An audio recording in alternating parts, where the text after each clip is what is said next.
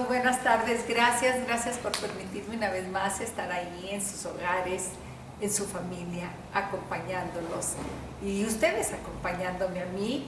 Gracias a mi amigo Octavio García Valencia, que está por aquí y a platicarnos de... Ustedes saben que me encanta saber de las vidas personales, de las vidas públicas, del quehacer, porque siempre hay algo que aprender.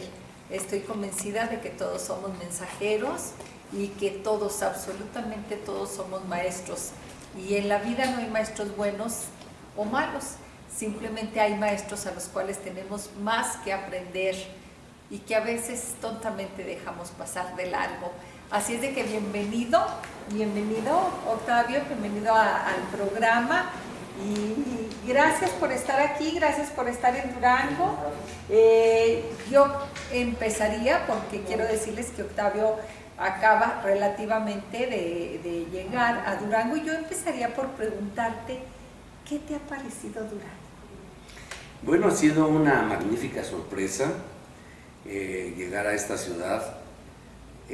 Nunca me la imaginé como la fui a descubrir. Es una de las ciudades, quizás el único estado que no conocía de la República Mexicana, y cuando venía en el avión venía pensando en eso, decir, vas a un lugar donde nunca has estado. Y dije, bueno, siempre es bueno estar descubriendo. Yo siempre he tenido ese espíritu aventurero un poco, me gustan las cosas extrañas y desconocidas, y ha sido verdaderamente una gratísima noticia y descubrimiento esta ciudad. Una ciudad colonial, con un centro histórico bellísimo, muy arreglada, muy limpia, con una gran urbanización, los servicios de comunicación interna, el tránsito, la señalización, las calles, todo está perfectamente bien hecho.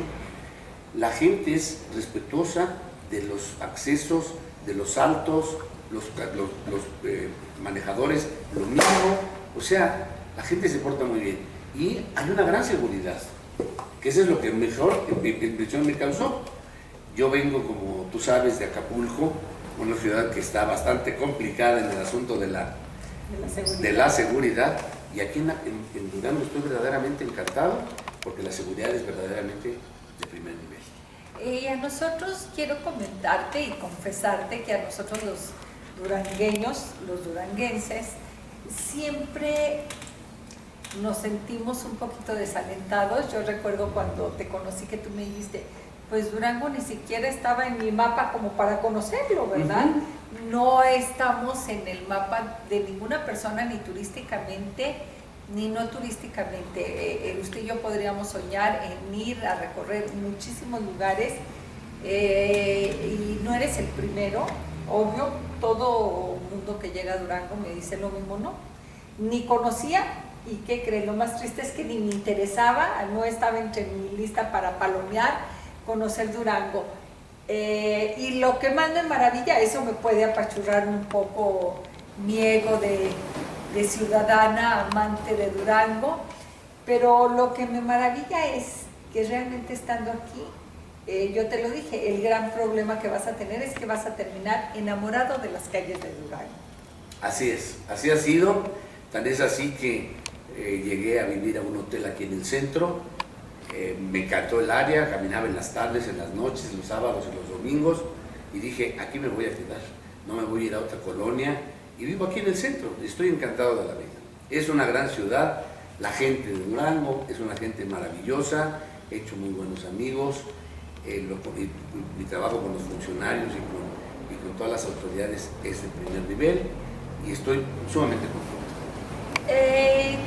Esta es otra cosa, Octavio, cuando uno tiene la alternativa de irse a vivir a algún lado, obvio, eliges, buscas, y yo muchas veces he dicho, por el clima creo que me iría a Toluca porque me encanta el frío, pero me encanta San Luis para irme. Y no, regreso a Durango, me encanta Durango, creo que no pudiera vivir soy muy vaga, pero siempre no hay como regresar a casa. Cuando no tienes elección como tú, como funcionario federal, de ir, ¿qué representa un cambio en tu vida? Más allá de decir sí, tengo que decir sí, porque quienes hemos trabajado para los gobiernos sabemos que uno de los requisitos es decir sí, porque para eso estás ahí, ¿verdad? Exactamente. Pues así ha sido. Fue un reto, yo sabía que podía ser en cualquier parte, pero lo que me imaginé es que fuera a ser aquí. Ahora estoy muy contento de que haya sido en Durango, al cual me he vuelto también un gran promotor turístico, porque le mando a la familia, a los amigos en diferentes partes que me dicen, ¿en dónde estás? En Durango. Durango, ¿qué tal es Durango? Y empiezo a mandarles videos y fotos e historias de Durango, y todo el mundo se va sorprendiendo y todo el mundo quiere ya venir a conocer Durango. Tendrás que invitarlos a que sea una realidad, que estén aquí, sí, que estén aquí en Durango y que al igual que tú se enamoren, porque definitivamente, como tú lo dices, el centro histórico es para caminarse, vivirse y caminarse. Así es. Sí, estar aquí, y yo siempre a las mismas personas de aquí de Durango les digo, hay que caminarlo. Es muy diferente cuando usted se traslada a X lugar y llega y se baja y tiene el acceso a decir, voy a caminar 10, 20 cuadras, que es el corazón del centro histórico, va descubriendo uno muchas cosas. Octavio, y vamos a hablar más allá lo que te trajo aquí. Nunca me has platicado si tu quehacer de aquí de Durango era lo mismo que hacías en Acapulco. No, totalmente diferente. Es la primera vez que trabajo en migración, en el Instituto Nacional de Migración. Es una actividad totalmente diferente a todas las que he realizado en mi vida. Y es una actividad muy interesante porque pues, la migración es una cosa que está paralela a la existencia de los seres humanos en este planeta. La migración está acompañada desde el día que apareció el ser humano en este planeta. Todos se han movilizado por todos lados y es una cosa que no va a terminar hoy ni nunca, por unas o por otras razones que luego platicaremos, pero que es muy interesante y me ha motivado demasiado y estoy sumamente apasionado con el trabajo que desarrollo. Y quizá muchas de ustedes se estén preguntando, porque siempre nos cuestionamos, Octavio, siempre, y tú mismo te habrás cuestionado, cuando una persona cambia de un puesto a otro que no tiene absolutamente nada que ver, precisamente así como lo acabas tú de expresar, con el anterior. ¿Qué hiciste tú en lo personal? Digo, porque más allá de darte el nombramiento y decir, este es un área que no conozco, ¿qué haces? Bueno, el Instituto Nacional de Migración se encarga fundamentalmente de las personas migrantes en este país, los extranjeros, en dos grandes sectores. Los extranjeros legalmente instalados en este país, porque quisieron venir a vivir, porque tuvieron una oferta de empleo, porque los capturó México, como le sucede a muchos extranjeros, que llegan de visita, lo conocen y después se quieren quedar a vivir, y lo hacen de una manera legal, cambian su tipo de condición migratoria. Y la otra gran rama muy importante es la de los no documentados, el migrante sin documentos que pretende simplemente hacer un paso por México, que lo consideran un puente porque quieren hacer, como le llaman ellos, el sueño americano, e irse a Estados Unidos a hacer la América, como se dice también. Esos son los dos grandes grupos de gentes a las que yo me dedico a atender. Y en eso estamos sumamente ocupados. Además, hay una tercera parte, en este caso de Durango ya, porque estamos muy al norte del país, donde, como todos ustedes lo saben, creo que no hay un duranguense que no tenga un pariente viviendo en los Estados Unidos por un poco tiempo, por un mucho tiempo, y que se siguen yendo y que van y vienen, que son a los que llamamos nuestros paisanos de aquel lado, y que vienen en las vacaciones a ver a la familia, pero realmente viven y trabajan allá y generan una cantidad de ingresos para este país que son verdaderamente impresionantes. En la última información que dio el presidente de la República, la cifra se acerca a los 40,000 millones de dólares para este año 2020, lo que van a aportar nuestros paisanos de los Estados Unidos, que viven en los Estados Unidos, a sus familias en el país. Sí, que si eso lo trasladáramos al número de familias que se mantienen precisamente por las personas que viven allá es realmente un porcentaje muy fuerte y muy serio. Los que vivimos de alguna manera, la gran economía se mueve por estas remesas. Así es. Pero aquí hay otro tema. Pareciese, yo creo que usted, al igual que yo, hemos pensado que en México no hay indocumentados porque legalmente no tenemos, ¿qué palabra usaría? Porque se me iba a salir una que creo que no era la correcta. Pareciese que no somos tan inquisidores con las personas extranjeras. Al contrario, nos abrimos fácilmente, sí. Sí, eso es correcto. Además de que hay que hacer una aclaración importante sobre el tema. Mucha gente, y últimamente sobre todo, con tantas migraciones que hemos visto en África, hacia Europa, que llegaron a Alemania, muchos con todos los problemas de la guerra de Medio Oriente, las guerras de Medio Oriente, y luego en este caso de América Latina hacia los Estados Unidos por la situación económica tan mala que se vive en esos países, ha calificado a la gente que no migrante como delincuentes, y lo único que no son delincuentes, son gentes que no tienen un documento para estar legalmente en este país o en cualquier otro país y tratan de entrar de alguna manera, porque van a ese país o porque ese país es el paso para ir a otro lado.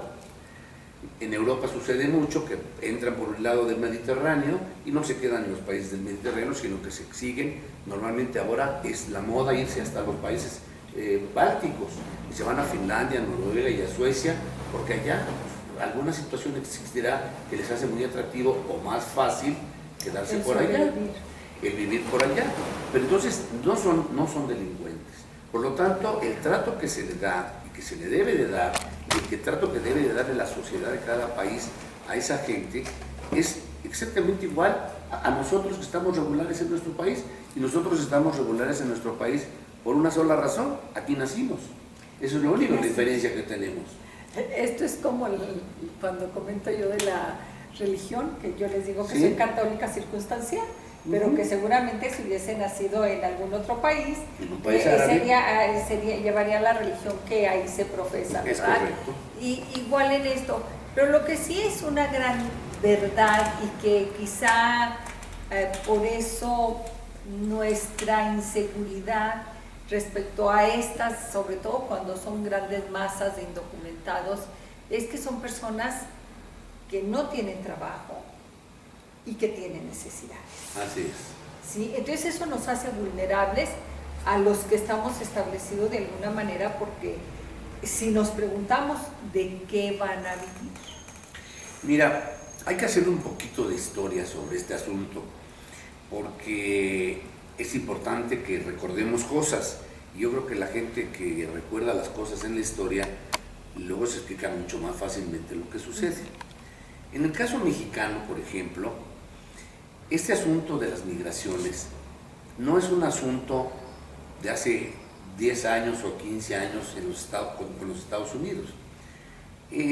Al principio de la Segunda Guerra Mundial, después del bombardeo de Pearl Harbor, los americanos mandaron prácticamente a todos sus hombres, jóvenes, adultos y mayores a la guerra. Se quedaron prácticamente sin hombres en el país. Entonces necesitaban atender los trabajos que se hacían en el país, en las fábricas, en el comercio, en el campo, en la pesca, en una gran cantidad de actividades económicas que tenían que hacer allá. Hicieron una negociación oficial con el gobierno de México y se firmó un tratado por el cual les íbamos a mandar una gran cantidad de gente, que todos se fueron con visa, no de mojados, como acostumbramos decir, todos con visa. Eso fue, y se llamó la operación Bracero, porque eran los brazos que estaban adquiriendo del extranjero para reponer los brazos que andaban en la guerra y que no les iban a atender las actividades de los Estados Unidos. Entonces, muchísimos mexicanos en aquella época se apuntaron a ese asunto. México era un país prácticamente recién salido de la revolución, con muchas carencias, y se fueron muchísimas gentes para allá. Cuando termina la guerra, los gringos dicen, no, bueno, ya se acabó el tratado, ahora sí ya váyanse para su casa. No, ya no es tan fácil. Ya la gente ya se instaló, ya le gustó, ya se acomodó y ya se trajo. Muchos de ellos no nada más estuvieron de braceros, ya se trajeron a la esposa y a los hijos y ya se quedaron de aquel lado. Entonces, eso empezó de una manera totalmente legal. Y así legal, fíjate, y gracias por esta parte de la historia que vamos nosotros recibiendo. ¿Quién no hemos oído hablar de los braceros? ¿Quiénes sabíamos por qué eran braceros? Yo tengo que reconocer que yo no sabía por qué se les decía braceros. El nombre. Yo decía, pues iban a las minas o qué, yo no sé por qué me lo imaginaba. Otra cosa, pero fíjate, de los brazos que iban a sustituir a los brazos que se habían ido a la guerra. Bueno, gracias por... que conste que yo inicié este programa diciendo que algo teníamos que aprender. Por lo pronto ya estoy aprendiendo. Mi pregunta es, ¿estas personas que se quedaron allá, si bien tenían una visa, era temporal?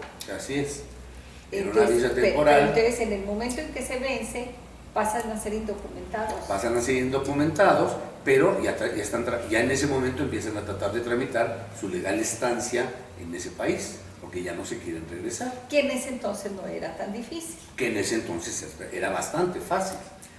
Y más cuando ya tenían tanto tiempo trabajando, los mismos patrones que tenían en Estados Unidos los recomendaban y les hacían los trámites mucho más fáciles. El concepto migratorio que tienen los americanos hoy de lo que viene de Centroamérica y de México no es el mismo que se tenía en aquella época, ¿no? Pero aún así, ahora todos los mexicanos que se han ido a partir de la Segunda Guerra Mundial y hasta la fecha a los Estados Unidos son gente que han llegado a hacer trabajos, y trabajos bien hechos, y trabajos cumplidos. La gente que los necesitan. Actualmente existen organizaciones en este país que manejan la continuación, llamémosles, de ese plan de los braceros. Hay varias empresas radicadas en este país, en lugares estratégicos, donde viven muchos paisanos que viajan a los Estados Unidos, de todos los estados de la República, que el empleador americano, cada que empieza la temporada de la siembra, por ejemplo, normalmente empiezan en febrero, tiene ya un listado de gentes con las que ha trabajado toda la vida. Y eso les consiguen unas visas especiales y le hablan a esta persona en México y le dicen, oye, consígueme que se reúna nuevamente mi grupo, les pagan el transporte, les dan la visa, los llevan hasta la frontera en transportes mexicanos y de la frontera para allá los llevan en transportes americanos y están toda su temporada trabajando allá, terminan y se regresan. Estos existen actualmente. O sea, no pero todos... en completo control. Hay un completo control. O sea, me imagino que ha de haber convenios con el mismo gobierno como empresario de decir, voy a firmar que entran 10 y te voy a entregar 10 en la frontera para que los despachen, ¿no? Así es. Sí. Aún así, la verdad es que, como bien dices tú, los tiempos han cambiado y efectivamente yo recuerdo de niña cuántos primos, cuántas tíos de toda la familia, tanto de mi papá y de mi mamá, se iban a Estados Unidos y trabajaban allá de innumerables oficios, ¿verdad? Siempre en los oficios terciarios, en los oficios de servicio, obvio, sí, pero aún así, ¿por qué, en qué momento se rompe este ciclo que nos tocó vivir durante años con normalidad? ¿Sí? ¿Y en qué momento es cuando decimos o cuando nos dicen, de una manera quizá más drástica, lo sabemos que hace 3 años fue cuando nos golpearon y nos dijeron ya no, pero en qué momento se va rompiendo esto? ¿Regresamos? Porque si bien al actual presidente de Estados Unidos le tocó dar el golpe en el escritorio y decir no más mexicanos, creo que esto es como un divorcio, que una cosa es cuando llega ya y dices tú ya venimos a divorciarnos, pero sabes que la separación empezó 20 o 10 años atrás y los pleitos y todo, y que bueno, llegó el paso definitivo en decir hasta aquí. ¿Cuándo es cuando empieza esto a romperse? Yo creo que esto empieza a romperse en el mundo entero cuando los países ricos, que sabemos quiénes son, forman sus grupos, el G8, el G20, etcétera, son los países que mandan en el mundo económicamente hablando, hemos visto cómo la avaricia, la voracidad económica de generar más y más y más dinero, hace que desangren auténticamente a los países pobres. Cada vez la distancia económica entre los países ricos, los países del primer mundo y el resto del planeta es más notable, es más seria, es más dramática. La brecha ya es verdaderamente una barranca profundísima de separación entre uno y otro. Las condiciones de vida de los países del tercer mundo, de los países en vías de crecimiento, están cada vez más acotadas. Los países del primer mundo explotan y acaban con todos los bienes naturales de esos países y los dejan prácticamente desarmados, inermes, y se llevan todo. Y lo devuelven hecho refrigerador, hecho coche, hecho televisión, productos, y a la gente no le deja nada. Mientras eso no se corrija, este asunto va a ser más grave y más dramático cada vez. Porque no nada más es ahora en América, es entre África y Europa, es entre Medio Oriente y es en el Oriente lejano también. La gente está desesperada. Hay 1, 2 o 3 países de primer mundo en esos lugares que son los que absorben y absorben todo y se vuelven más ricos y más ricos. Creo que la avaricia es lo que no permitirá.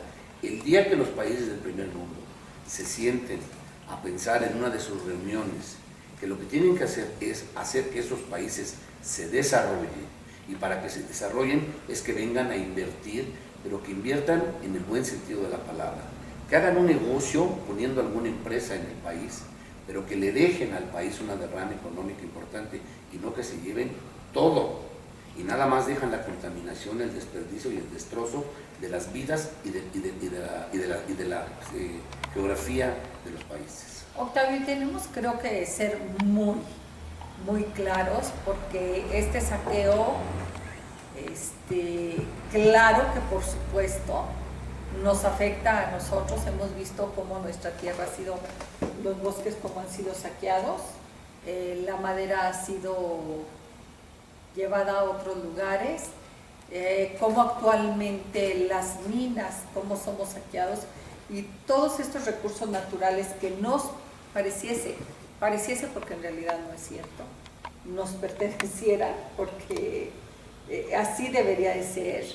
Esto es increíble. Tú dices, el día que los países primermundistas digan no hay que seguirlos saqueando, hay que poner las empresas ahí, o yo diría, también el día que nosotros pongamos un alto, ¿verdad?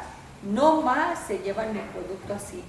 Si lo quieres, si crees que te pertenece este árbol, aquí conviértelo, aquí trabájalo, aquí hazlo, no te lo lleves en bruto, ¿verdad? No te lleves todo mi oro en bruto, que se trabaje aquí, que se convierta aquí en un producto, que eso es lo que nos está sucediendo. Pero tú también lo dices, no es nomás en México, es en todos los países. Y es increíble que estos capitales, estos otros países, ni siquiera tienen recursos naturales, pero han sabido saquear a los países que sí los tienen y con eso hacer un producto que no lo regresan innumerables veces. Les puedo decir que 100, que 1000 veces a cómo se lo llevaron aquí. Mira, no sé si has tenido oportunidad de visitar África, pero los países de África, que son verdaderamente espectaculares, están verdaderamente destruidos, acabados, terminados. No tienen de qué vivir. La pobreza es inaudita. Y siguen así, y así seguirán, porque todo se lo han llevado. Todo se lo han llevado. Y estamos hablando de diamantes, de todo, de las grandes riquezas.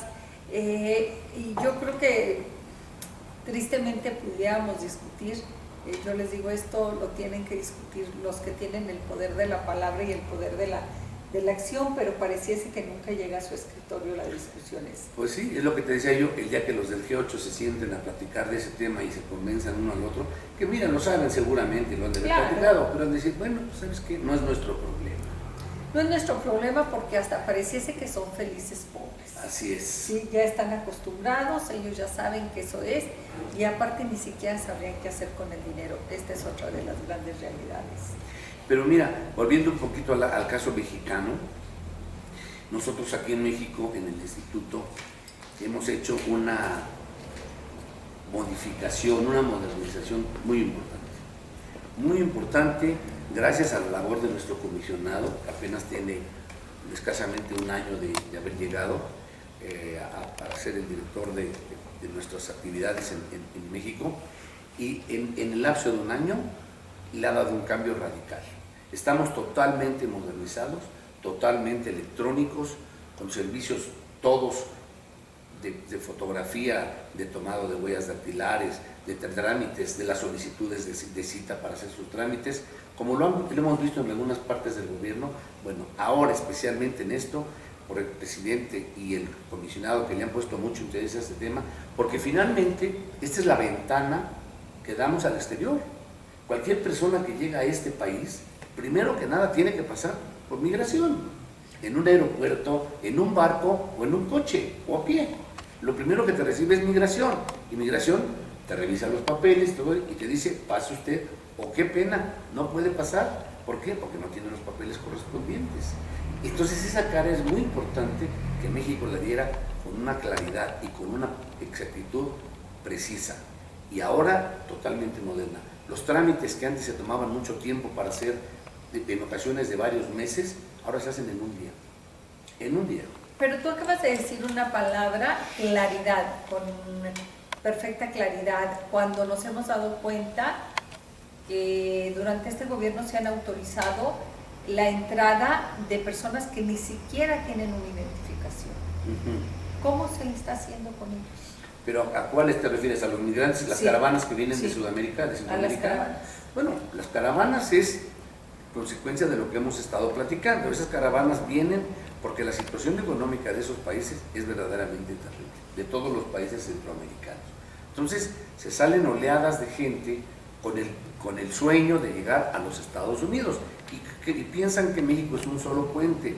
Lo dicen además de una manera muy ingenua. Oiga, México, yo no me quiero quedar en su casa, no se preocupe, yo voy de paso. Pues sí, nada más que esto no es un puente. Para entrar a este país hay que tener un permiso, y si no lo tienes no puedes entrar. Pero así es la gente. Ustedes no entran porque se pasan por oleadas. Pero aún así, por eso te digo, lo sabemos y quisiéramos, y estoy segura que quien más lo quisiera es el Instituto de Migración, tenerlos todos absolutamente registrados y todo, pero sabemos que efectivamente han entrado oleadas, ¿sí? Y que no sabemos ni siquiera el número de personas que han entrado. ¿Qué haces tú? Porque eso deja de ser problema de la frontera cuando pasan la frontera. Claro. Y no sabemos hasta dónde llegan. A mí me da risa cuando dices, soy de Durango, pegadito ahí a Estados Unidos, ¿verdad? No, todavía falta mucho, pero realmente esa es la visión que se tiene. Pareciese que atravesar México lo vas a atravesar en un día, cuando estamos hablando, no sé cuántos kilómetros son para atravesar de una frontera a otra. O sea, ¿sí? ¿Cuánto mide la frontera con Estados Unidos? No, ¿cuánto mide la frontera con los países de Sudamérica con Norteamérica? Más o menos entre 2.000 la parte más larga como unos 2.500 a 1.500 kilómetros, más o menos. Lo que tienen que recorrer para llegar de una frontera a la otra. Que van a atravesar, no porque atraviesan por Guatemala, y para atravesar todo México y llegar a Estados Unidos. Eso, entre 1.500 y 2.000 kilómetros. ¿Qué dices tú? ¿No se recorre? Según el punto. No, creo que no, porque sí, más o menos, yo creo que pueden ser, 2.000 y tantos. Entonces, no los vas a atravesar en un día, ni en una semana, quizá ni en un mes, y pareciese que ellos se imaginan que hasta caminando van a poder atravesarlo. ¿Cómo haces tú para saber, si bien nos damos cuenta, porque fue noticia y todos llegamos a ver las escenas de esas oleadas precisamente que atravesaron la frontera, y que si bien en un principio hasta los estados daban cierta protección, más bien daban cierta contención, diría yo, precisamente para que no se fueran disgregando, pero llega un punto en que ya no hay seguimiento, que ya no sabes dónde quedaron. Tú como Instituto de Migración, como responsable en Durango, ¿cómo te llegan las alertas de que hay grupos? Digo, usted lo ve, que de repente alguien nos limpia el parabrisas en la calle y decimos, este no es de aquí. No es de aquí ni por su tono de hablar, ni por su rostro. Sabemos que no es de aquí, que no es de México. ¿Cómo te llegan a ti esas alertas? Bueno, nosotros estamos en contacto, todas las delegaciones, todos los representantes del instituto que estamos en el país, que son 32, uno por cada estado, nos mantenemos en constante contacto.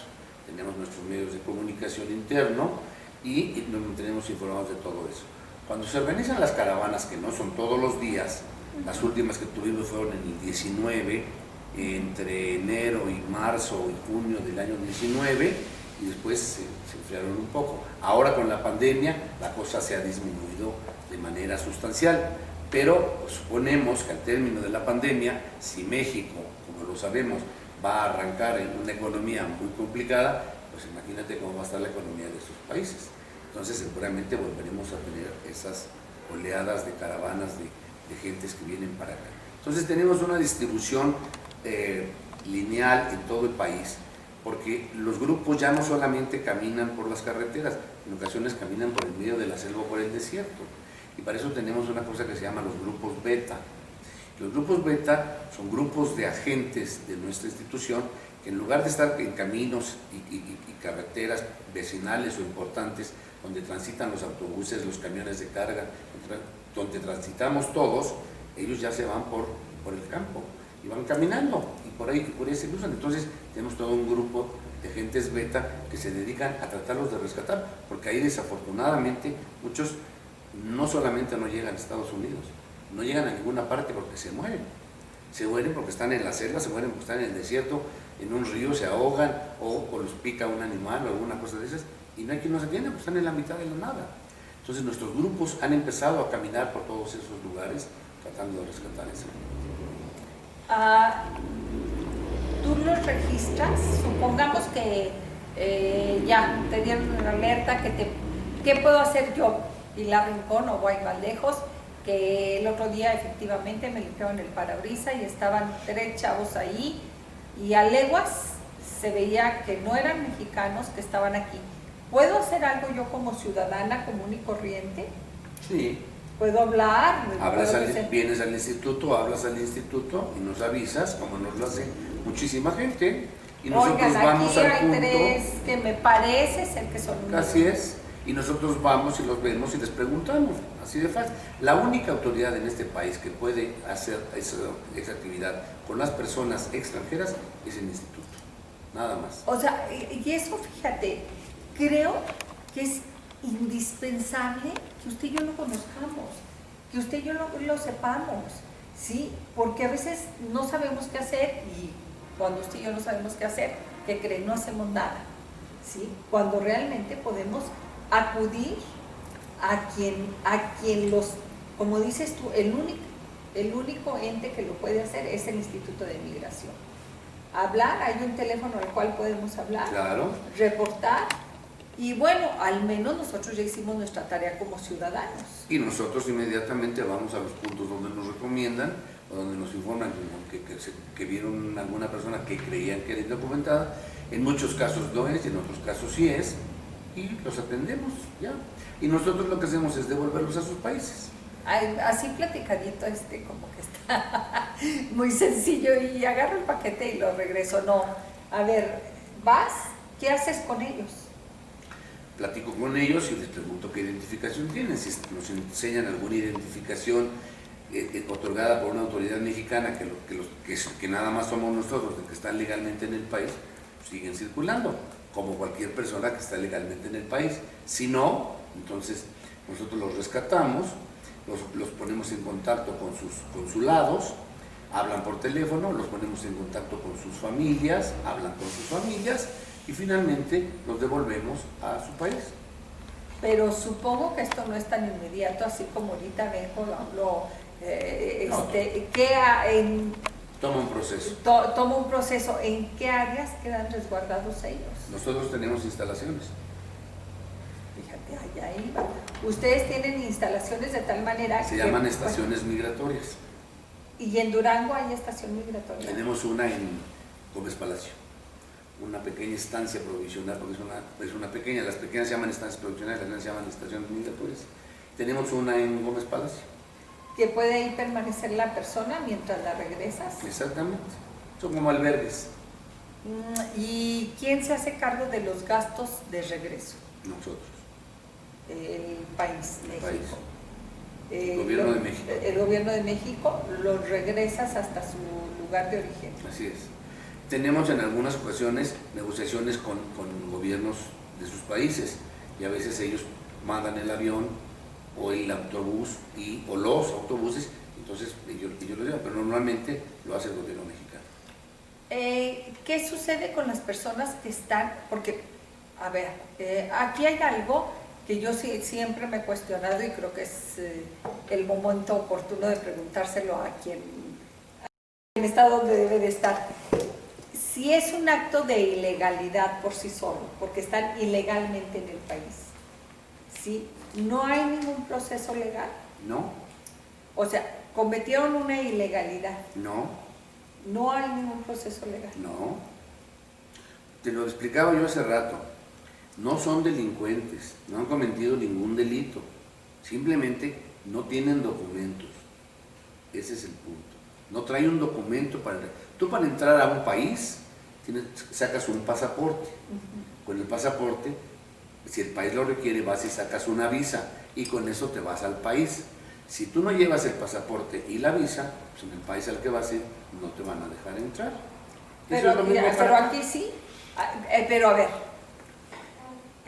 si comete un acto ilegal, en ese momento es un delito. No. No necesariamente. No es ningún delito. Es una irregularidad, nada más. Es una irregularidad. Es muy diferente. Fíjate, qué bueno que aclaramos eso. Delito, por ejemplo, aquí hemos tenido aquí en Durango problemas con unas bandas colombianas. Esos llegan como turistas, entran como turistas y luego empiezan a robar. Después los detienen, los procesan, los meten a la cárcel, los sentencian la autoridad judicial de México y los meten a la cárcel. Cuando terminan su proceso, su sentencia, nos avisan a nosotros que va a salir tal persona en tal fecha y que sabemos que estaba ilegal porque no tenía papeles. Paga su asunto de su delito en la cárcel y a la salida, por estar irregular, me lo dan y nosotros lo mandamos de regreso. ¿Y si estaba regular? Se queda aquí. Otra vez nos volvemos a sacar con el delincuente. Bueno, es que ese señor antes primero entró regularmente al país. Si entró regular, está regular. Aunque sea un delincuente. Sí, tú estás mañana en Estados Unidos y matas a una persona, estabas legalmente en el país, te vuelves una delincuente. Te va a detener la policía y te van a meter a la cárcel en Estados Unidos, no en México. Sí, pero y vas a pagar. salgo y no me permiten estar en el país. Sí, porque estás legalmente allá. Creo que esto es muy complicado. ¿Regresamos? Octavio, yo creo que lo que nos debe de quedar muy claro son varias cosas.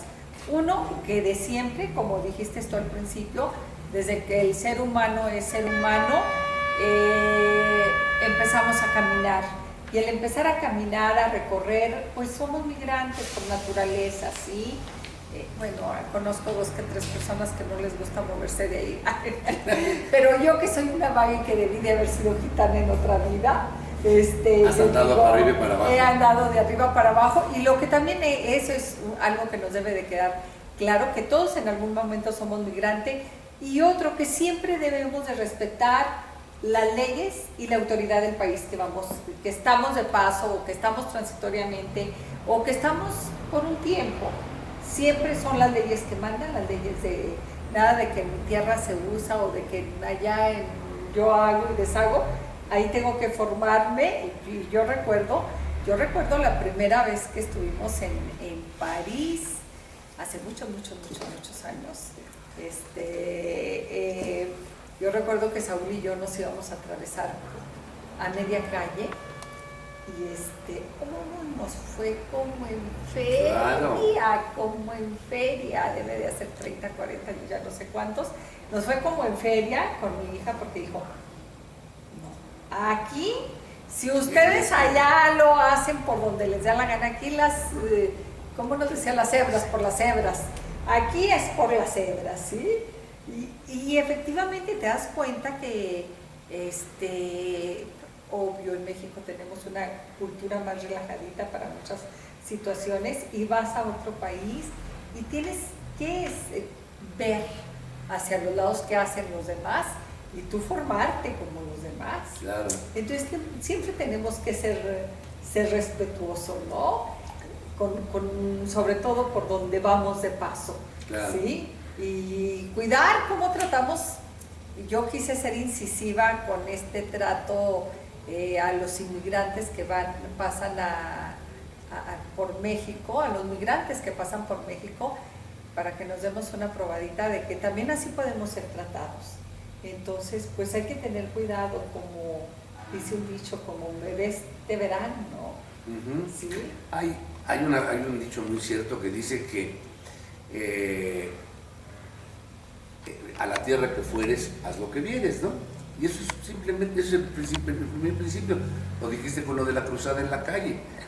En el mundo entero, las reglas que existen es lo primero que llegas a preguntar cuando llegas a otro lado. Y te dicen aquí, por ejemplo, fumar o tirar los cigarros por la calle, te ponen una multa. Y aquí nunca te han puesto eso.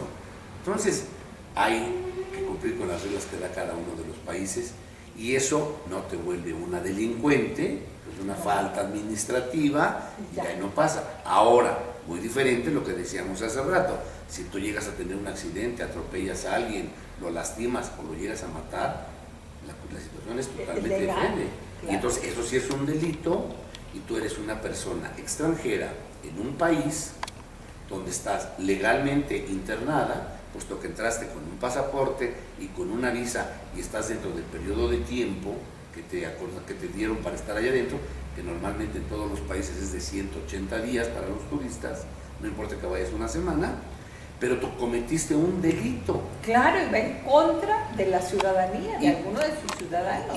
Exactamente, de la ley, en contra de la ley. Y entonces, seguramente vas a ir a la cárcel. Sí, el proceso es igual.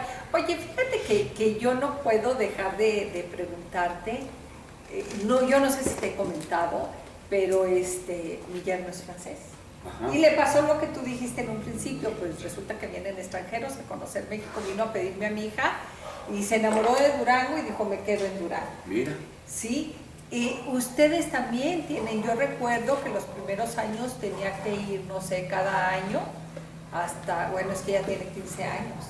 Creo que los primeros años tienen que ir a pedirles a checar ahí con ustedes, a solicitar un permiso, a hacer su formato, todo. O sea, ustedes llevan el control de todos los extranjeros que viven en Durango, que son productivos para el país y que bienvenidos, que son de alguna manera, obvio, dejan sus impuestos aquí también.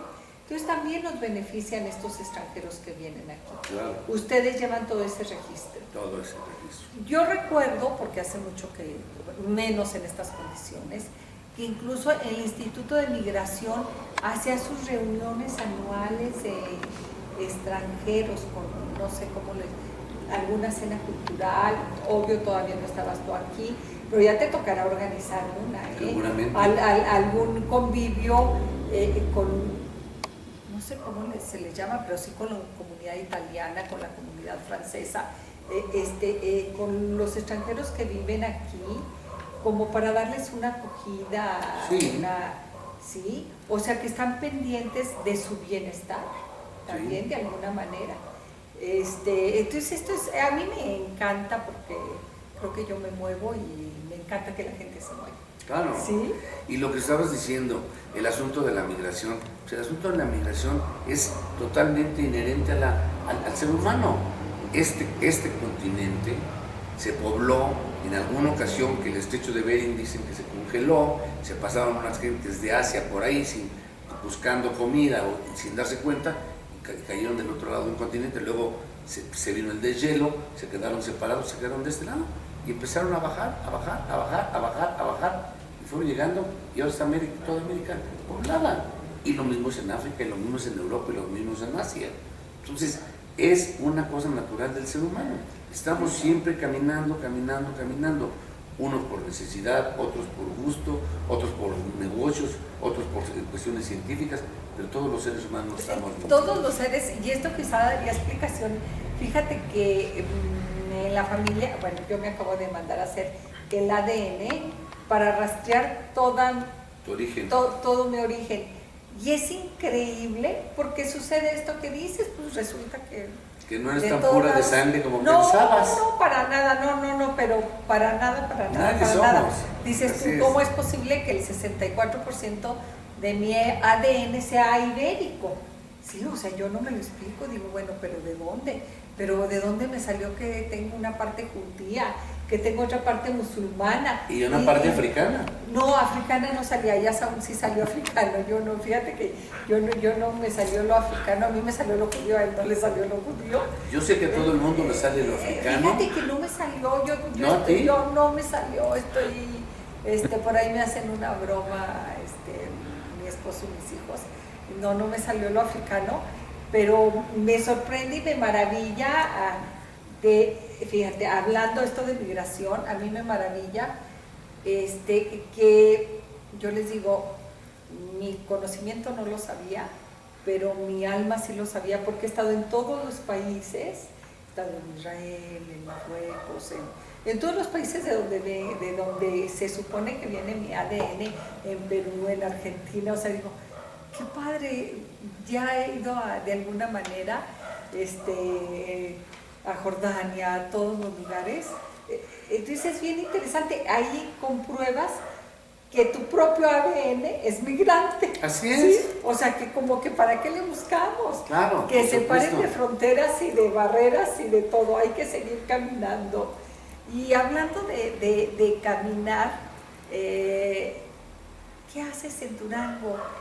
¿Qué haces en Durango más allá de recorrer las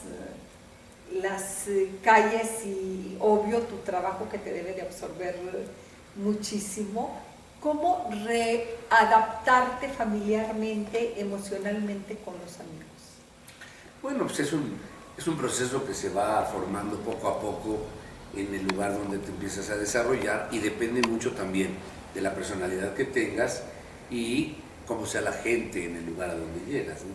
Hay gente que es más abierta que en otros lugares y en el mismo México no toda la gente es tan abierta como yo lo he visto, por ejemplo, en Durango. He notado que la gente es mucho más accesible, mucho más afable y eso te da la oportunidad pues, de conocer más rápido a mucha gente, lo que no sucede en otras partes del país. Porque vienes de Acapulco, de un lugar, para empezar, la humedad, sí, el calor y la humedad, más que los grados, porque aquí en Durango ya te diste cuenta que también hace, sí, ¿cómo no? También sopla el viento, como diríamos, pero la humedad, sí no tenemos la humedad. En Acapulco, ¿cuántos años tenías? 20. 20, ahora sí que 20 años no es nada, pero es mucho. Es muchísimo. Es muchísimo. Sí. Es muchísimo. Y la humedad y la temperatura ya es mucho más alta que aquí. Sí. Allá ahorita en el verano es 35, 37, 38 grados y con una humedad terrible. Aquí 30, 31, por ahí andamos. Ya no estamos muriendo de calor. Y sequito, que eso ayuda muchísimo porque el clima seco te conserva mucho mejor. O sea, para mí ha estado un verano muy tranquilo. Pero, ¿tú muy dónde tranquilo. naciste? Yo soy chilango. Eres chilango, del DF. Porque dicen, fíjate que hay una teoría de que dice que siempre vas a buscar el clima de tu tierra. que puedes no saber incluso dónde naciste, pero siempre te va a agradar ese clima, ¿sí? Sí. Y siempre vas a tratar de regresar al clima, más que al lugar territorial, ¿sí? A la temperatura. A la temperatura de donde naciste. Bueno, yo creo que ahí los aztecas, además de lo brillantes que han sido con la historia que nos han dejado a lo largo de su existencia, para mí tuvieron una grandísima virtud, buscando la famosa serpiente con el águila parados en un nopal, que le encontraron aparentemente ahí en el lago de Texcoco, que en aquella época era todo un conjunto de 5 lagos en la zona metropolitana de la Ciudad de México. Se fueron a sentar a un lugar donde está muy al sur, en el hemisferio, o sea, en una tierra ya muy caliente, geográficamente hablando. Si tú ves en el mapa, a la altura donde está la Ciudad de México y Acapulco, por ejemplo, que están más o menos iguales, están más o menos en el grado 17. Entonces, eso hace que sea en una zona sumamente caliente. En cualquier lugar en la costa estás a una temperatura terrible, pero México está a 2250. Entonces ahí es una combinación perfecta. Y en medio de las dos cordilleras, de la Sierra Madre Occidental y de la Sierra Madre Oriental, es un tapanco a 2200 metros de altura, en esa parte tan al sur del planeta, donde ya todo es muy caliente. Es una combinación muy extraña. Entonces eso ha dado que la Ciudad de México, como decimos los chilangos, tenga aire acondicionado todo el año. Porque en el verano el calor es de 26, 27, 28 grados. Y el invierno, el frío, es de 15, 10. Siempre es tolerable. Muy tolerable. Siempre es tolerable. Con una chamarrita, con un suétercito, arreglas tu problema. Eso es una gran combinación. Y yo que también he dado mis vueltitas por aquí y por allá, me he dado cuenta que en todas partes del mundo es un problema. Tú ves nada más los países de Europa, son muy bajos en relación con la Ciudad de México, unos casi al nivel del mar, y en un verano tú no lo aguantas en ninguna parte del mundo. Y en Estados Unidos, peor, no aguantas la temperatura. Entonces, esa es la gran ventaja que tiene el altiplano de México. Es esa combinación de estar en el sur, pero a 2200 metros de altura. Sí, le da un clima único. Único. Realmente, nosotros vivimos en la Ciudad de México algunos años mientras Saúl hacía su especialidad allá. Y sí, realmente el verano nunca es extremoso ni el invierno tampoco. Y las dos barreras de montañas, de la cordillera de la Sierra Madre Occidental y de la Oriental, te hacen una barrera en la cual chocan ahí todos los huracanes y todos los temporales que estamos viendo que están pasando ahora por los dos océanos que tenemos, pero no le llegan a la Ciudad de México. O sea, nunca va a haber un huracán en la Ciudad de México. No hay manera de que pase. A la hora que se viniera uno, choca con las montañas y se desvanece. Bueno, con los temblores tiene. Bueno, ese es otro tema. Con los temblores sí nos va bastante mal. Y ya viste que lo repetimos además con precisión. El mismo día 19 de septiembre, 20 y tantos años después, nos volvió a pegar un golpazo pavoroso. ¿Y el anterior te tocó aquí sí, en la Ciudad de México? Sí, el primero, el original del 19 de septiembre, ese estaba yo vivía en la Ciudad de México. Y fue una cosa verdaderamente patética. Yo vivía en una zona del poniente de la ciudad, que es muy alta y muy montañosa. Y fue un temblor fuerte, pero nada más. Ahí no pasó nada. Lo que sí, se fue la televisión, a la hora que la prendimos en la mañana. No, pues ha de haberse compuesto el canal, no sé qué tanto. Me salgo yo en el coche, me paré en mi oficina, me arreglo normalmente porque creo que fue un temblorcillo. Y empiezo a caminar, a acercarme hacia la Ciudad de México, a bajar hacia los rumbos de Periférico y de Polanco, y empezar a irme hacia el centro. Yo tenía una oficina que estaba en una plaza que se llama la Plaza Miravalle, donde está la Fuente de las Cibeles, en la colonia Condesa. Y voy viendo el tiradero. Ya no llego a la oficina, no puedo cruzar, y dejo mi coche por ahí parado, y empiezo a caminar. Y caminé. Todo ese día me perdí del mundo, no había celulares. Lo que iba yo viendo me iba haciendo un shock en la cara impresionante. Entonces tomé Reforma luego llegué a Insurgentes, la glorieta donde está Cuauhtémoc, el Hotel Caído, el Hilton, todo aquello. Seguí caminando por Reforma, llegué a Avenida Juárez, me metí al centro, el Hotel Regis, un famosísimo hotel de mucha tradición en este país, el letrero del Hotel Regis que tenían en la azotea, en el piso tirado, todo el edificio aplastado. O sea, ¿qué ibas dramático. pensando? ¿Qué ibas pensando? ¿Sabes? No me dio tiempo de pensar. Pasé todo el día, terminé mi recorrido, me regresé, ya me seguí, y entonces le di la vuelta después por el Zócalo, me salí hacia la derecha por Pino Suárez, llegué a una avenida que se llama Izazaga, y luego bajaba a Avenida Chapultepec, pasé por Televisa, que también se había caído todo lo de Televisa. Dije yo, no lo puedo creer, o sea, no me dio tiempo de pensar en nada. Terminé, llegué caminando a mi coche a las 8 de la noche, me subí a mi carro, me fui a mi casa, y cuando llegué a mi casa, ahí fue donde empecé a reaccionar. Fue un shock terrible. Me tardé mucho tiempo en recuperarme, porque yo sí vi en ese recorrido largo, en el momento que estaba sucediendo, la combinación de ambulancias, de gentes, de ayudantes, gente que ayudaba a bajar algunos de unas paredes, las paredes caídas, las cortinas flameaban, el baño lo veías todo al aire porque sé que era lo que había quedado ahí arriba, y aquella gente enterrada. O sea, es dramático, muy feo. Muy feo, fíjate que bien dices tú y lo puedo entender, me perdí. Ni siquiera tuviste la capacidad de detenerte a ayudar, No. ni la capacidad de detenerte a llorar, ni la capacidad de nada, porque... Empolvado de la cabeza a los pies. O sea, de pero, no pero como choqueado. autómata Ándale. a seguir caminando así. Exactamente. No le levanté una piedra, no le ayudé a ninguna persona, nomás veía, y caminaba.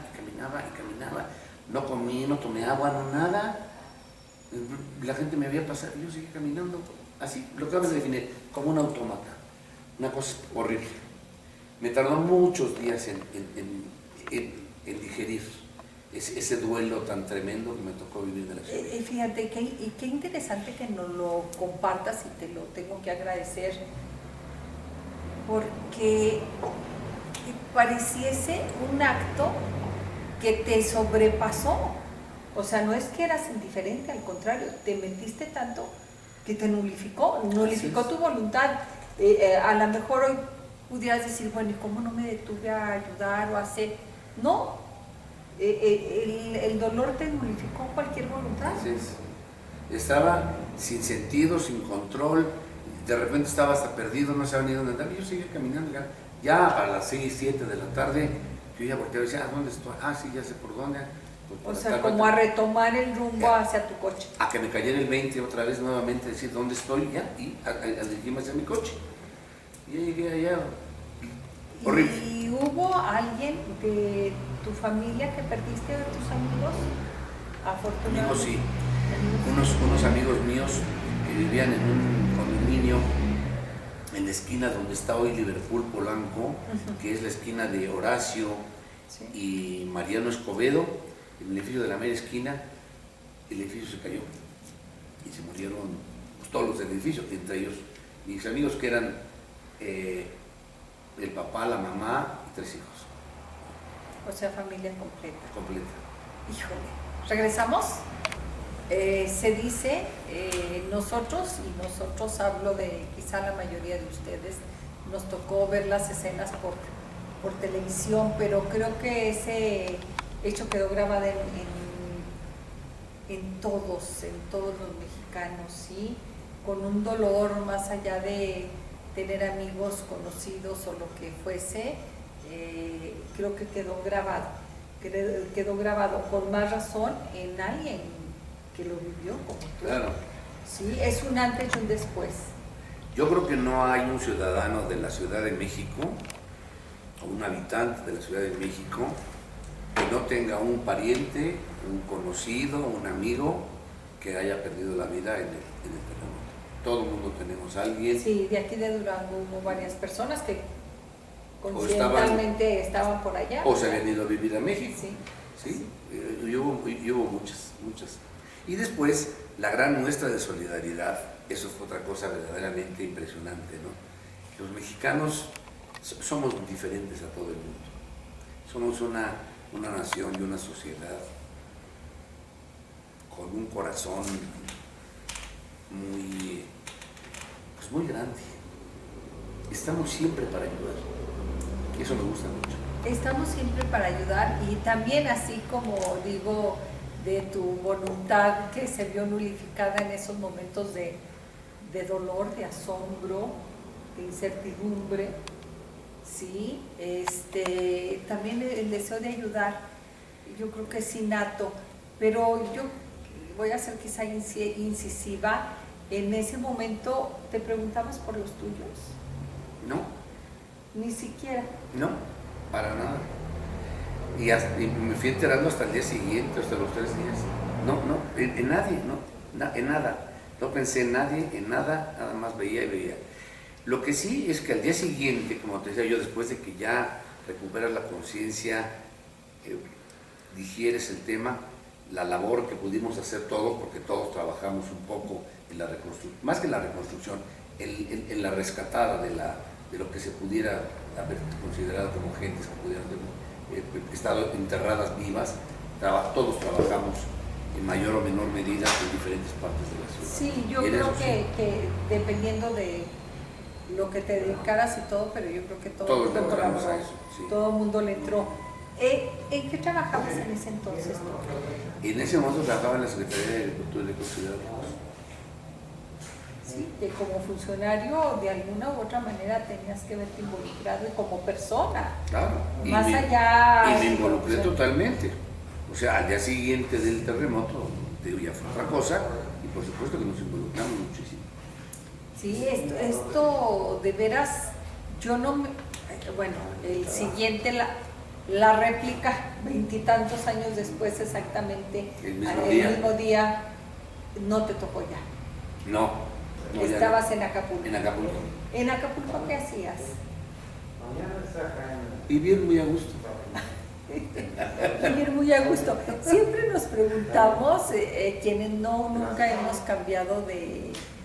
yo te voy a decir que yo soy pero muy vaga, afortunadamente, pero nunca he cambiado mi residencia. De niña sí, vivía en Santa María del Oro. A los 5 años, digo, a los 10 años yo vivía aquí en Durango y jamás he vuelto, excepto cuando vivimos en México. Cuando sabes que es transitoria, como que eso no se vale. Claro. Sí, como no que cuenta. No cuenta.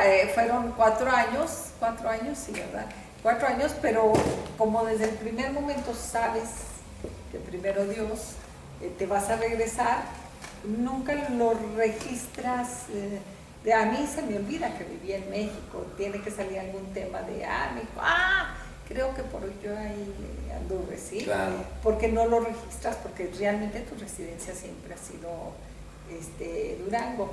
Pero cuando vives 20 años en Acapulco, no es sencillo, dice uno, 20 años es la mitad de muchas de las vidas de ustedes, la tercera parte quizá de la vida de muchos de nosotros. Claro. Sí, o sea, no es poco. No. Y yo también he vivido toda mi vida en la Ciudad de México, ahí nací y ahí viví toda mi vida, hasta que finalmente me fui a vivir a Acapulco, y de Acapulco me vine afortunadamente a vivir a Durango. Y aquí estoy muy a gusto. La decisión, sé que la decisión de venirte a Durango, obvio, fue por un nombramiento, ¿verdad? Sí, claro. Pero la decisión de irte a vivir a Acapulco fue por decisión personal. Personal, que ahí varía mucho, porque ahí cuando es una decisión personal dices, yo decido que me voy. Claro. En cambio, cuando es por un papelito, pues, ya decidió el que lo firmó, ¿verdad? Claro.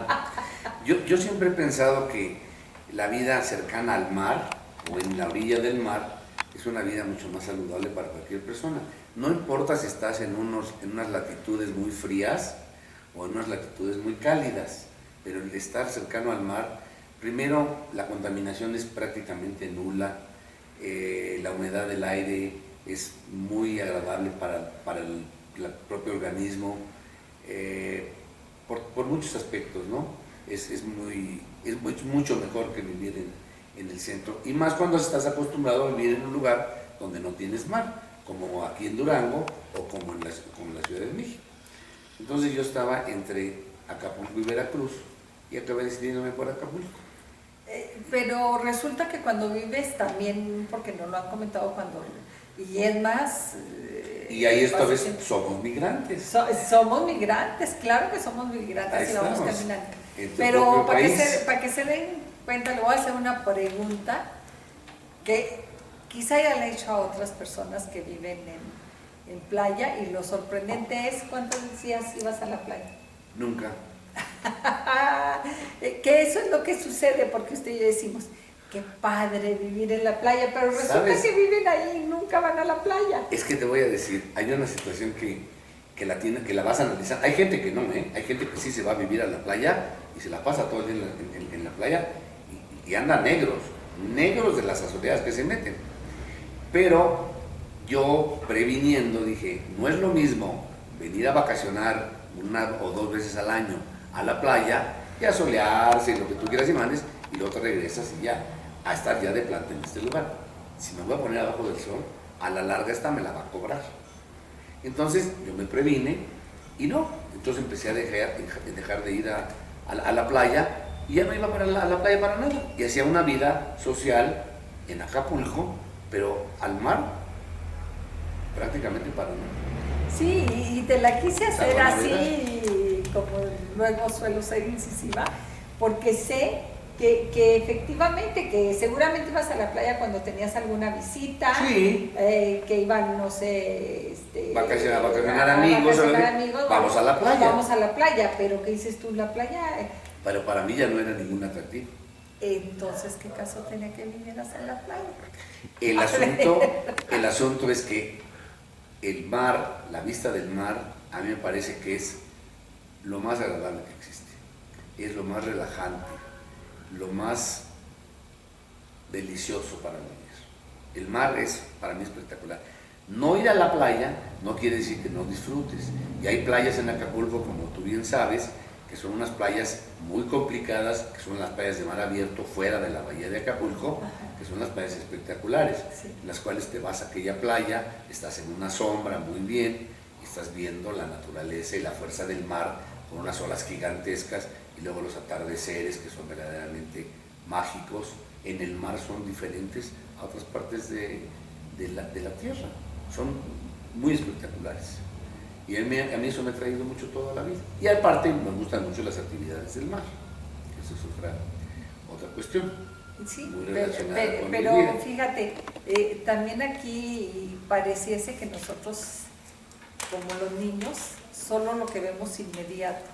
Sí, y el mar hay muchas maneras de disfrutar. Muchas maneras. Sí, yo al igual que tú, quizá no me gusta meterme a la playa, pero me encanta observar el oleaje, ver que ninguna ola es igual a la otra, sí, que hay un ritmo, porque hay un ritmo, claro, que llevan un ritmo, y quizá Isaú pudiera decir que hasta musical, sí, llevan un ritmo musical, pero eso es encantador, descubrir el ritmo, ¿sí? Porque el ritmo tiene que ver con el momento del día y no todos los días son iguales, pero sí hay un ritmo. En el mar, primero te vuelves más, viviendo en el mar te vuelves más meteorológico, empiezas a aprender de nubes, de tormentas, de huracanes, qué los ocasiona, cómo se forman, por qué sucede, de dónde vienen. Tu mundo se abre. Yo cuando era un ciudadano de banqueta, yo no volteaba al cielo más que cuando estaba lloviendo, para no mojarme. Y en cambio ya fuera de México, en el mar, te vuelves muy observador de la naturaleza. He aprendido una gran cantidad de cosas estando viviendo en el mar, que son verdaderamente deliciosas, y descubrirlas es una verdadera maravilla.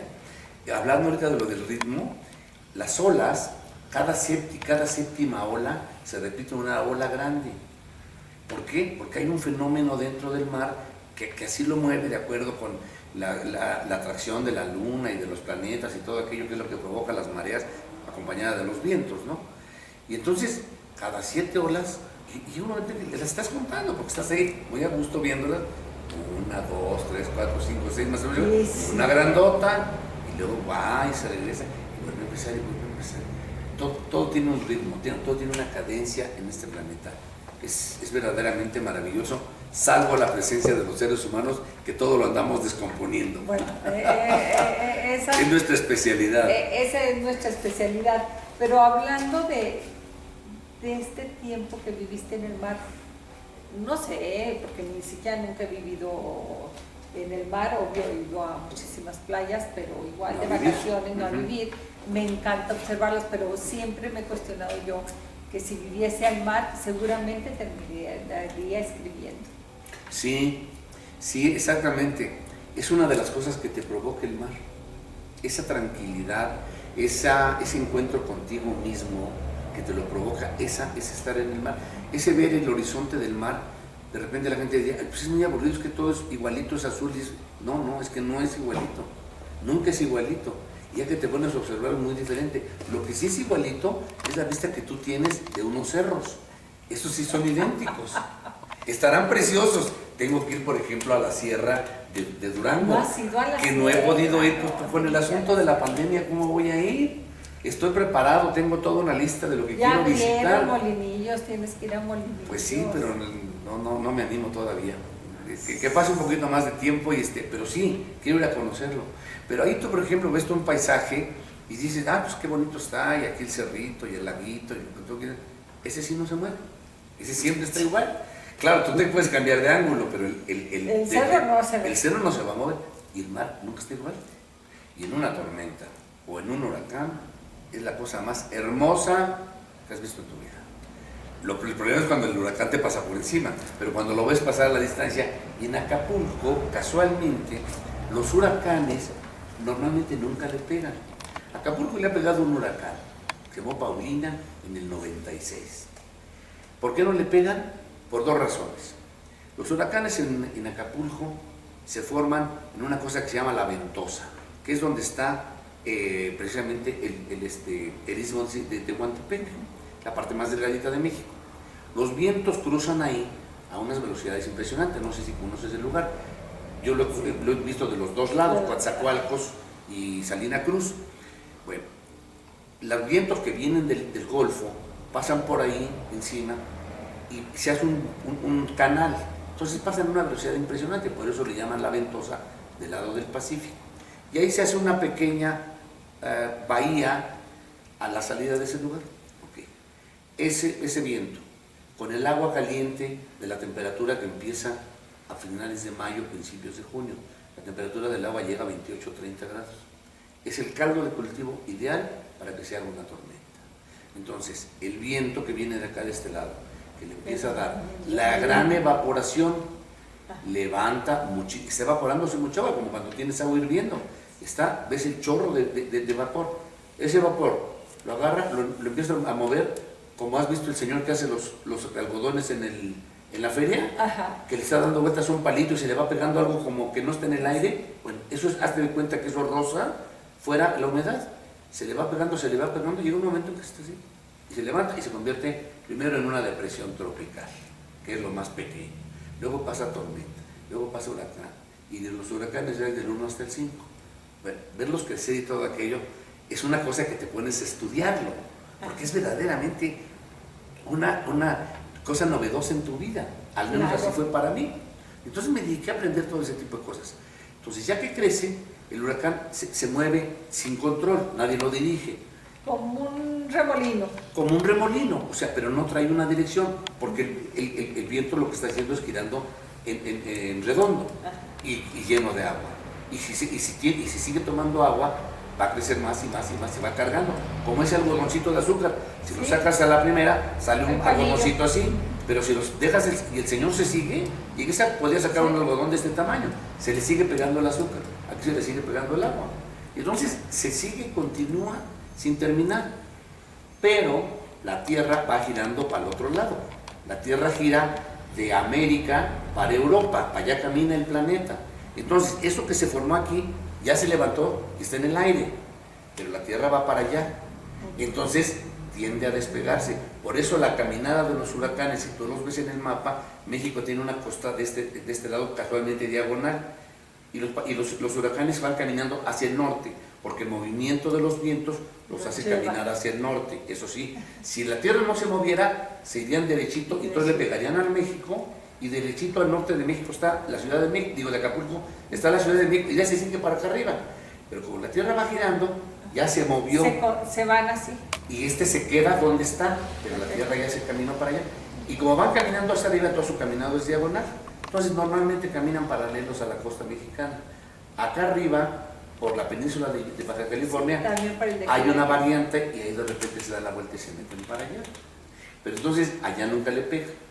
Cuando le pegan es porque de repente erráticamente algo sucedió y a la mitad del camino ese huracán, Paulino en este caso, se dio la vuelta y se fue derechito. ¿Dónde? Donde estaba. ¿Y qué era lo que estaba ahí enfrente? Acapulco. Y le dio una paliza pavorosa. Es el único que hemos tenido, creo que en 100 años. Todos los demás pasan enfrente, entre 300 y 500 kilómetros de la costa. Entonces te provocan grandes lluvias, te provocan unas nubes espectaculares, unos tormentones que terminan un rato y vuelven a aparecer otros, y finalmente se siguen y se siguen y se siguen. Ver eso es un espectáculo verdaderamente delicioso. ¿Qué tan cierto es que puedes saber que viene una depresión, como puede iniciar una tormenta o convertirse en un huracán por el cambio del color del cielo? No, nada que ver, no tiene que ver nada. No hay nada. El cielo cambia de color cuando ya tienes el huracán encima, o sea, este cielo, como yo le llamo el cielo de Durango, que es la cosa más hermosa, que es más hermoso que el de Acapulco, porque este cielo es azul, pero azul con brocha, porque es un azul de desierto, es un azul de poca humedad. Entonces la atmósfera la ves más clara. En Acapulco es un aire muy limpio, pero hay tanta humedad que se ve, lo emblanquece. Es azul pastel. Sí, aquí es azul intenso. La leche. Ándale, exactamente. Entonces esa es la gran diferencia. Entonces no tiene nada que ver. Lo que sí es impresionante es cómo el Centro de Huracanes de los Estados Unidos, que es el que maneja toda la parte de América y sobre todo donde nosotros vivimos, porque por ahí le entran los huracanes a los gringos, por el Pacífico o por el Atlántico. Más por el Atlántico porque se les meten por el Golfo y a veces que le acaban de pegar hace 2 semanas. Uno pavoroso. Estos señores, antes de empezar la temporada, te dicen rápidamente: señores, les anuncio que para esta temporada de huracanes del año, y desde que yo llegué allá, que me puse a estudiar eso, va a haber 18. Y el año que entra, te dice, va a haber 22. Y el año que sigue, ahora va a haber 15. Entonces dices, pero ¿cómo puede ser que va a haber 15 huracanes de aquí a noviembre? Sí. Pues no sé cómo le hacen. Pero eso es prever. Pero lo cumplen. Eso es una cuestión ya satelital. Sí, ya que... Mucho más avanzada de la que nosotros conocemos, pero esos cuates saben hacer todas esas cosas perfectamente bien.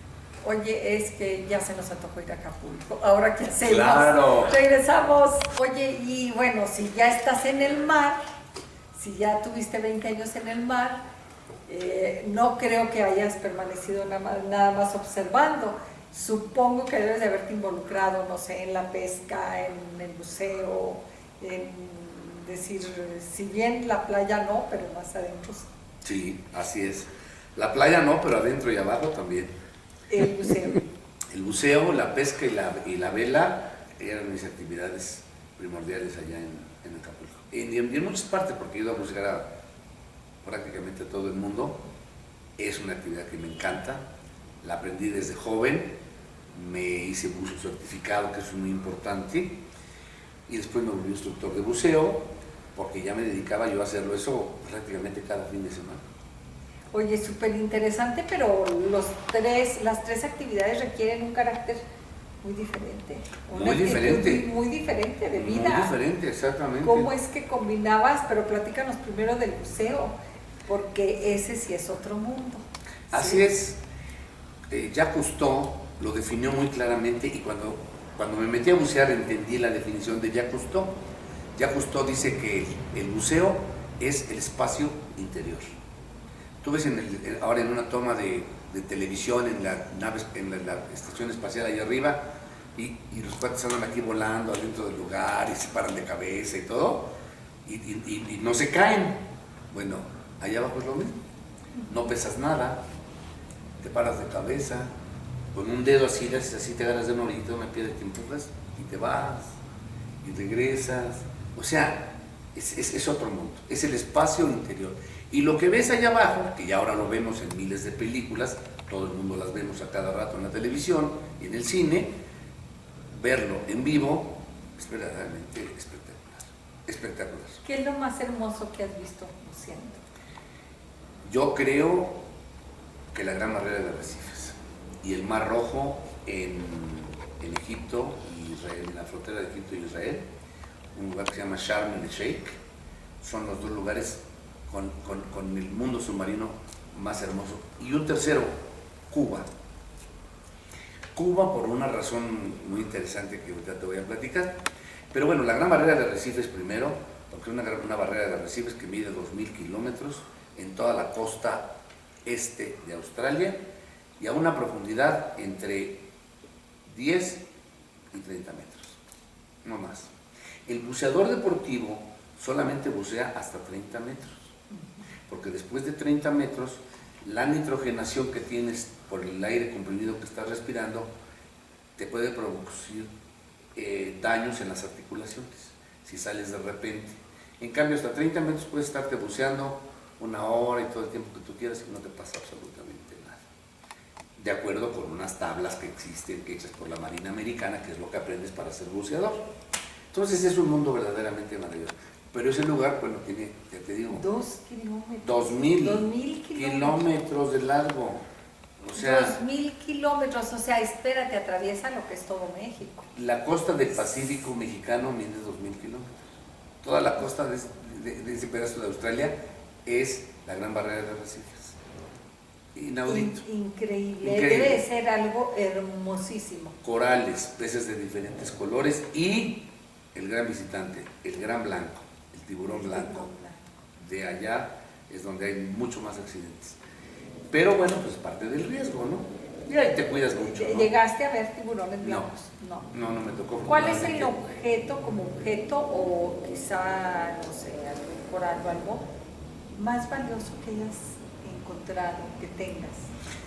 Mira, de tener no tengo. Tengo, ¿sabes que tengo unos pedazos de un pecio en Campeche? Un pecio es un barco hundido de la época de la colonia, del cual saqué unos pedazos de un cañón y unos pedacitos de madera, que la madera luego se desbarató, pero lo demás sí me quedó. Eso es lo más valioso que hice. Los buceadores normalmente no sacamos nada. Los buceadores respetuosos del hábitat, bajamos, lo vemos, no se toca. No nada se toca de que nada. me llevo este coralito para la novia, que me llevo Ándale. la foto y fotografía. Ah, eso sí. Y yo más que fotografía, video. Entonces yo me hice de una cámara de video y entonces yo lo que hacía era videos adentro, para luego pasárselos en la televisión a mis amigos y hacerlos que se aficionaran al buceo. Y eso funciona. Bueno, pero el aficionarte al buceo no nomás es una decisión. No. Tienes que tener capacidad. Hay que hacer toda una preparación. Un curso para hacerte buzo un buen curso de buceo toma más o menos de entre 3 y 6 meses. En alberca, en un club. Y después vas por primera vez al mar. Si no lo haces, te estás arriesgando en cada buceada. Y eso cada vez es mucho más controlado en todas partes del mundo y te dan una credencial como la licencia de manejo para poder ir a rentar un coche. Llegas a cualquier playa y dices, oye, yo quiero bucear. Ah, ¿sí tiene credencial? No, pero no se puede. Haga bucitos aquí. Haga bucitos aquí. No. Entonces tienes que tener una credencial. Y con esa credencial haces eso. Y eso te hace una formación en la cual te dicen, no hay que sacar nada del mar, no hay que tocar nada del mar. Entonces, inclusive te pones guantes, por si en un momento tienes que detenerte, te está llevando la corriente de algo para que no te vayas a cortar, porque hay cosas muy filosas, o cosas que son muy irritantes. Las defensas de esos animales, los corales son animales, la gente cree que son piedras, no, la piedra es su casita, ellos viven adentro, son unos bichitos. Entonces sueltan alguna sustancia, que esa sustancia si te tocas con la piel te irrita, o las famosas aguas malas, que son las medusas, que se te pegan. Que es un globito y tiene unos filamentitos colgados ahí como estambritos. Esos estambritos llenos de un veneno muy molesto. Te tocan en cualquier parte y te irritan muchísimo. Entonces, normalmente los buzos no tocamos ni sacamos nada más que fotos o películas. Y con eso nos la vamos llevando muy a gusto. Oye, eso debe de ser apasionante. ¿Qué has hecho aquí en Durango sin bucear? No, pues hay tiempo para todo. Aquí voy a ver la sierra. Pero tranquilo. Sí. O sea, me platicaste de 3 cosas, de los arrecifes, 2,000 kilómetros. Es que no puedo, así como cuando te dicen así los números de dinero, dices tú no le puedo poner los ceros. Hacia aquí, 2,000 kilómetros. Sí. Y el segundo lugar que te decía yo es un lugar que se llama Sharm el Sheikh, que es la península del Sinaí, que es una península que está en el Mar Rojo. El Mar Rojo es donde está el canal de Suez, que sale al Mediterráneo y llega de este lado hasta el Golfo de Aqaba, donde están todos los países árabes. Porque ahí se forma una peninsulita, de este lado es Israel y de este lado es Egipto. Ese lugar que se llama Sharm el Sheikh, que es del lado egipcio, es verdaderamente asombroso. ¿Y qué fue lo que te Mucho más chiquito que el de allá. Bueno, una variedad diferente de fauna y de flora, pero pues, básicamente lo mismo, o sea, una gran fauna. La ventaja del buceo es que lo que vale la pena no está muy profundo, porque donde ya no llega la luz solar, ya no hay nada. Y la luz solar nada más entra a 80, 90 metros. Después de 90 metros, de día necesitas lámpara, porque es tan espesa la capa de agua que el sol ya no llega a los rayos. Pasan los rayos gamma y todas esas cosas del sol, sí pasan, pero el rayo que ilumina, la luz, ahí no pasa. Y cuando no llega la luz, no hay fotosíntesis. Entonces, ya no se reproduce, nada. Y donde no hay nada de comer, no están los animales. Entonces, todo está allá arribita. Todo ocurre entre 0 y 30, 40 metros más o menos. ¿Y el tercero cuál era? Y el tercero, Cuba. Cuba. Cuba, porque Cuba tiene una historia muy interesante. Todo el Caribe es muy bueno. Bueno, fue muy bueno para bucear en los años. Cuando empezó el buceo, como que me gustó en 50, 60 y hasta los 70. Pero se volvió tan popular, tanta gente se metió a eso y no había control, que lo depredaron. Totalmente depredado. La mayor parte de las islas del Caribe sí te llevan a bucear cuando vas en un crucero, por ejemplo, te llevan a bucear a algún lugar, bajas y ves unas cositas como nunca las has visto, pues hasta eso te parece maravilloso. Pero cuando ya estás acostumbrado a ver cosas mejores, entonces ya no. Pero Cuba tiene una coincidencia o una nota especial. A Fidel Castro le gustó el buceo. Entonces cuando Fidel Castro toma Cuba en el 59 y pone su gobierno, hace todo lo que todo el mundo sabemos y todo lo que es hoy la Cuba comunista, pero entre esas cosas, porque lo llevan a bucear, él pasa una ley que dice que está estrictamente prohibido sacar del mar de los alrededores de la isla de Cuba, que es bastante grande, es la isla más grande del Caribe, nada, pero ni una cosa, y que al que saque cualquier cosa lo meten a la cárcel.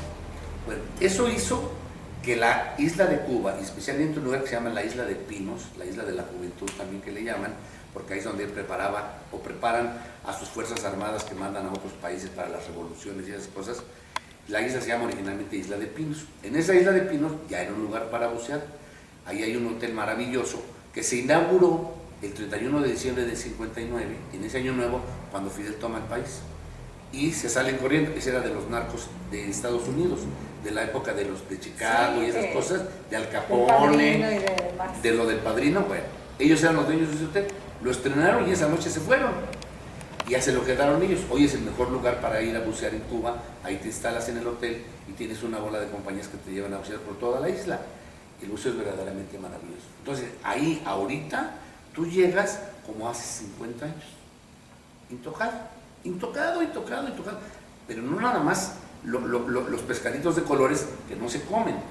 Las langostas, los caracoles que ahora son deliciosos, que ya no existen en ningún lado, porque ya nomás te quedan las puras conchas, que antes los había muchísimos, ahí están todos. Y las langostas caminando debajo de las piedras, porque se andan debajo de las piedras, les ves sus antenitas como las mueven así debajo de las piedras, porque son tan escondidas, unos langostones de este tamaño.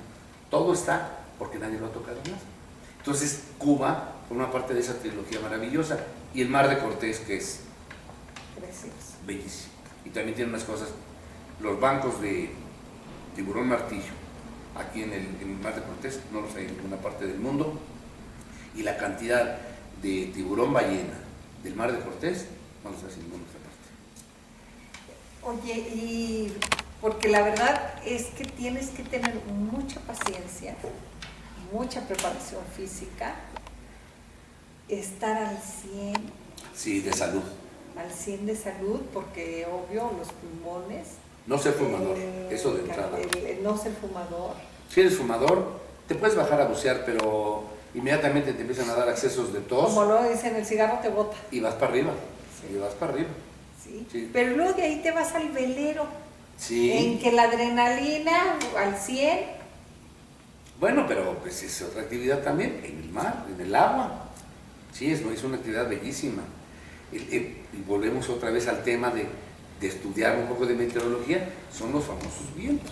Sí, ahí el que no sabe de viento, pues mejor ni que se suba. Ni que se suba, pero entonces ahí aprendes toda una relación, además de geometría, de decir, bueno, ¿por qué? Si el viento sopla de allá, yo puedo ir navegando para arriba. O sea, eso sí, ir hacia arriba, cuando vas en contra del viento. En contra del viento. Puedes navegar en contra del viento, que es subir, como decimos en términos. ¿Por qué? Porque subes esquinado.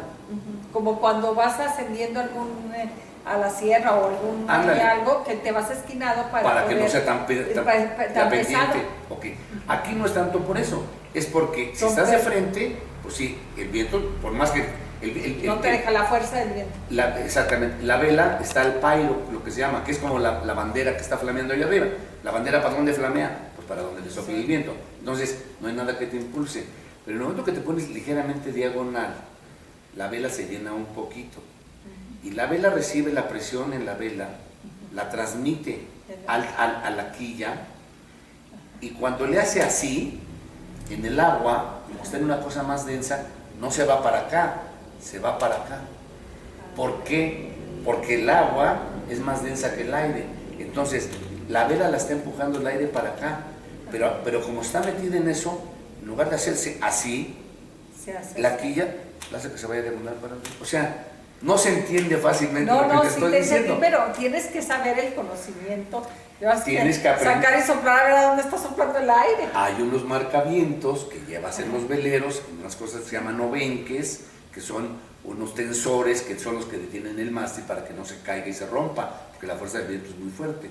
Entonces los postes de los mástiles son de aluminio, pero llevan un tensor para este lado, como las antenas que has visto en los lugares, tienen tensores para que no las vaya a tirar el viento. Bueno, aquí llevan los mismos, son tensores de acero inoxidable. En esos cables de acero inoxidable se amarran unos como estambritos, delgaditos. Y esos te van marcando el viento. Entonces estás viendo exactamente la dirección del viento, y en función de la dirección del viento es de la manera en la que tú debes de poner tu vela. Pero ahí tienes que hacer unos cálculos matemáticos para darle al asunto. Y también de muchísima concentración. Y de mucha diversión. De mucha diversión. ¿Y solo? O acompañado. Hay veleros chiquitos, hay veleros medianos y hay veleros grandes. Los veleros chiquitos los puedes manejar tú solo. Yo aprendí a velear en un lago que se llama Valle de Bravo, que está cerca de México, ahí en Toluca, pasando Toluca. Y es un lugar donde se velea mucho. Yo ahí aprendí a velear de joven. Y luego ya me pasé al mar. En el mar ya los veleros ya son más grandes. Entonces un velero ya de 40 o 50 pies es un velero que tienes que ir con 2 o 3 personas para moverlo, porque si no, no puedes. Y si no, no puedes salir a navegar. Entonces sales con otras 2 personas que saben navegar. Entonces ahí vamos, todos muy divertidos. Y más visitantes, ¿no? Que el visitante realmente no sabe hacer nada más que pasear. Pero, más que el susto de cómo van y la angustia. Mira, los veleros nunca se voltean, por ejemplo. La gente cree que todos los días se voltean veleros, no. Para voltear un velero es imposible, porque los veleros traen abajo en la quilla, adentro de la quilla, lleno de plomo normalmente. O sea que les da... Para que les dé contrapeso, lo que te estoy diciendo del ataque contra la vela. Ajá. Si el velero fuera la pancita plana como las lanchas, entonces a la hora que le pegas de este lado, pues se le cuesta. Entonces, al tener esto aquí abajo, haces el contrapeso. Entonces, el Lo velero hace se mantener, desplaza. lo mantiene a flote. Entonces, para que se te voltee un velero, se voltea más fácil un barco de esos de transatlánticos que un velero. Ándale, mira lo que es no saber. ¿Ya ves? Así es. Oye, y a la pesca. Ahí a la pesca, bueno, esa es otra más. Eso es lo más rico del mundo. Definitivamente, todas las actividades, lo que más disfrutas es estar contigo. Sí, por supuesto. Sí, porque la pesca igual es esperar, paciencia, pero también conocimiento. Bueno, no te creas. La pesca es un poco un cuento chino. Hay competencias de pesca, torneos, que al que saque el pez más grande, ya sabes, te dan tus premios y todos los clubes de yates de diferentes lugares. Hay unos muy famosos, por ejemplo, hay uno que se hace aquí en Cabo San Lucas cada año para el marlin. El marlin es como el pez vela, pero no con el pico tan largo, pero la vela es más pequeñita, pero son más grandes.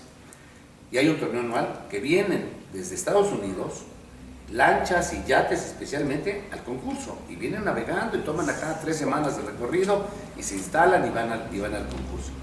Y todos tienen su técnica. Y te subes con uno y te subes con otro, y todos dicen que no, que el agua quién sabe qué, que el agua más azul, que el agua menos azul, que si el viento, que... Y luego ahora ya hay, creo que hasta radares para saber si se Bueno, van acercando. Eso es más bien para la pesca comercial, Ajá. que eso es lo que ha hecho una criminalización terrible Sí. de los mares. Esos son los japoneses los más duchos en la materia. Ellos con GPS ven las manchas de atunes y dicen que estoy perdiendo el tiempo. Y se dan cuenta, por ejemplo, mucho que hay en la costa americana y especialmente en la costa mexicana, que nosotros tenemos un problema permanente que la Secretaría de Marina siempre está tratando de defender, porque se meten a pescar en aguas territoriales mexicanas, porque hay unos cardúmenes impresionantes de atún, y tú sabes que el atún para los japoneses es como para nosotros los puerquitos para las carnitas, ¿verdad? Está buena. Así son ellos. Entonces, eso es una cosa impresionante. Pero la pesca deportiva, en la que se supone que no debes de llevar nada de eso, te digo, uno dice que una cosa y otro dice que otra cosa. La verdad es que todo el mundo tiene su teoría y va siguiendo la que te va diciendo. Yo lo que creo que tiene que haber es suerte. Te pica un buen pez y eso sí, la habilidad es para sacarlo, porque no nada más es de que ya se saltó, darle enrollar. No. Los peces tienen mucha fuerza y hasta un pescado chiquito, un pez chiquito, porque pescado es cuando ya está afuera, un pez chiquito, jalando en el mar, cuando te está jalando tú crees que es una ballena, porque ves como la varilla se dobla y te jala y todo. Ahora sí. Dices, ¿qué estoy sacando? Exactamente. Y al final sacas un pescado de medio metro, pero con una fuerza tremenda. Entonces, primero hay que dejar que se trague bien el anzuelo, para que se ensarte bien, porque si le das el jalón en cuanto le esté entrando, a lo mejor no le ha entrado bien en la boca. Entonces, le rompes la orilla de la boca. Y ya. Y se te fue. Te quedaste sin Entonces hay que esperar a que se lo trague bien. El pez normalmente se come los peces enteros, no los va masticando. Ajá. Entonces, la clásica historia, el pez grande se come al chico. Entonces, cuando ve la plumita o lo que traes tú de carnada, él agarra, se le acerca, ¡pum! Y se lo traga. Entonces hay que esperar, hay que darle cuerda en ese momento para que él no sienta que lo van a jalar, sino que sienta que él no siente el cable todavía. Sino que sienta el pescadito, el bocado. El placer del bocado. Entonces, ya que se lo tragó bien, se le fue para adentro. De ahí ya no se va a sacar nunca. Nunca. Entonces, ahí empieza la rebatida, el toma y daca. Entonces, tú le bajas, él toma distancia y lo empiezas a jalar. Y cada vez que lo jalas acá arriba, cuando le sueltas, es cuando le das un poquito de vuelta. Y ya le recoges medio metro, y otra vez, y otra vez, y otra vez, y otra vez, y otra vez, hasta que finalmente lo tienes aquí cerca. Ahora, cuando hablas de un pez ya grande, de 80, 90 kilos, ya la cosa es muy seria, ¿no? Para llegar aquí tienes que tener ayudantes en el barco que sean los que te lo saquen, porque un pez espada de esos en ocasiones ha brincado, porque ya los ves que brincan en el agua, bueno, él trata de zafarse brincando vivos. y se viene sobre la lancha y te ensarta. Y ha ensartado a algunas personas en una pierna o a veces en el estómago, porque el animal lo que quiere es zafarse, como un toro, vaya. Claro. Él sabe que tiene su cuerno. El más grande que hayas pescado. No, pues muy chiquito. De un vela, lo más grande que saqué una vez, como unos 40 kilos.